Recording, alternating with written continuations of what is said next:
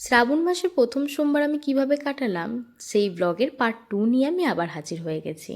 তো যারা পার্ট 1 দেখেছিলে তারা জানো আমরা সেদিনকে বর্ধমানের 108 শিব মন্দিরে গেছিলাম এবং ওখান থেকে বেরিয়ে আমরা বিরাহাটির বড় মার মন্দিরে গেছিলাম, যেখানে মায়ের রূপ দেখে একেবারে মন মুগ্ধ হয়ে গেছিল।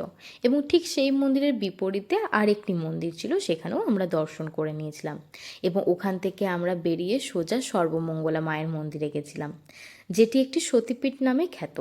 এখানে মা সতীর নাকি নাভি পড়েছিল। সেখানেই আমরা দুপুরে ভোগ গ্রহণ করেছিলাম।